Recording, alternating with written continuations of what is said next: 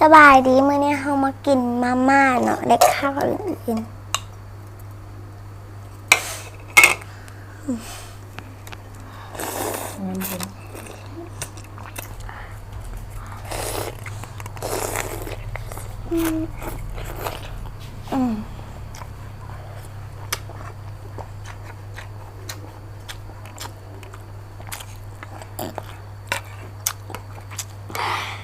เผ็ด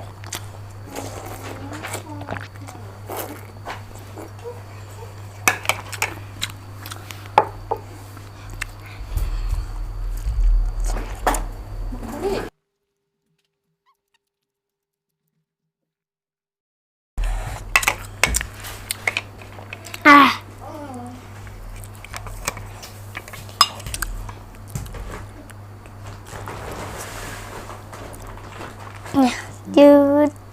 ไม่ไล่เนาะทุกคน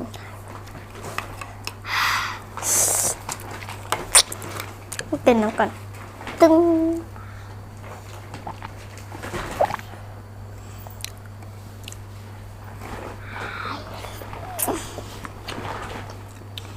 กดไลค์กดแชร์กดSubscribeด้วยเนอะ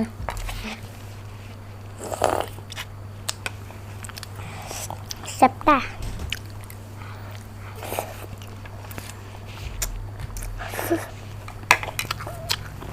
ต่อไปเป็นมัก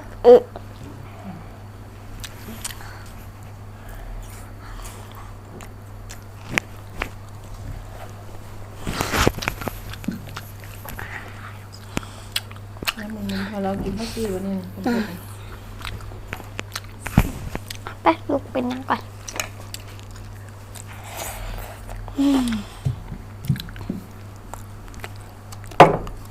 เยี่ยมส้มหอมทุกคน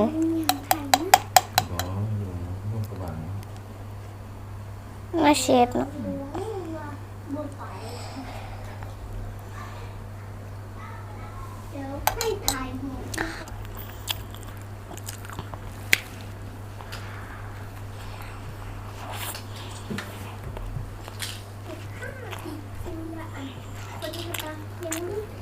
หมดแล้ว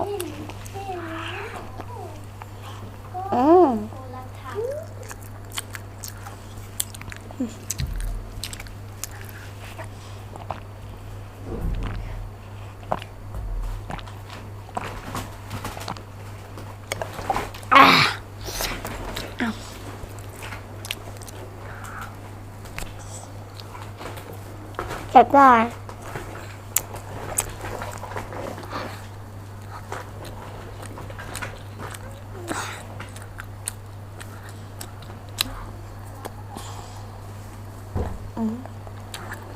นมก่อน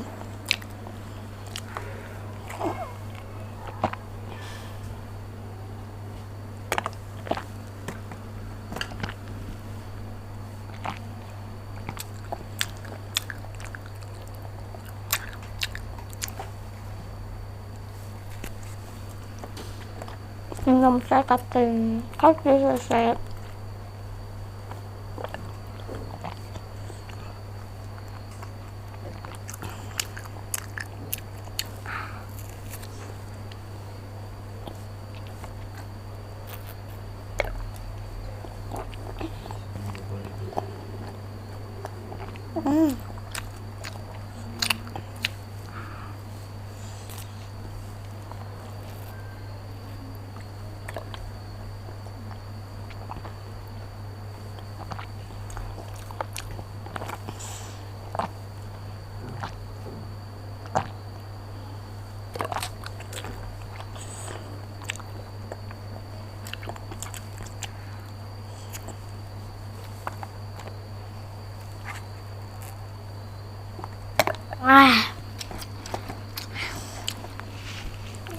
กินเมตา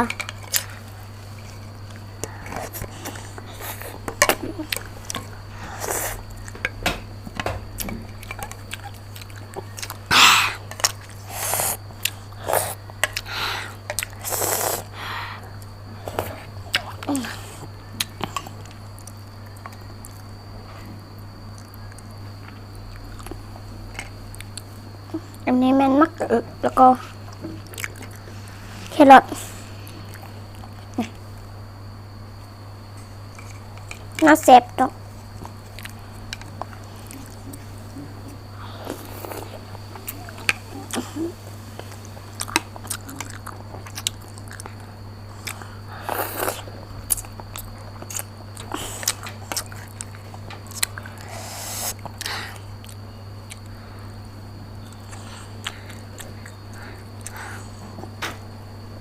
แบบ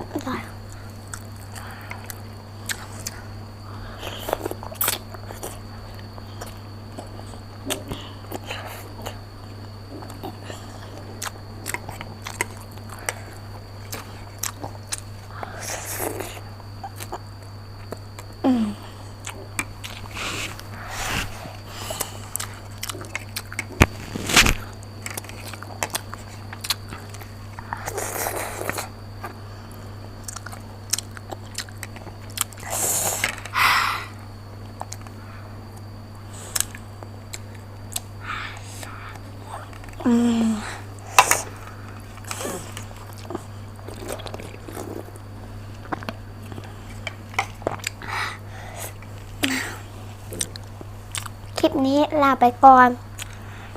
อย่าลืมกดติดตาม บ๊ายบาย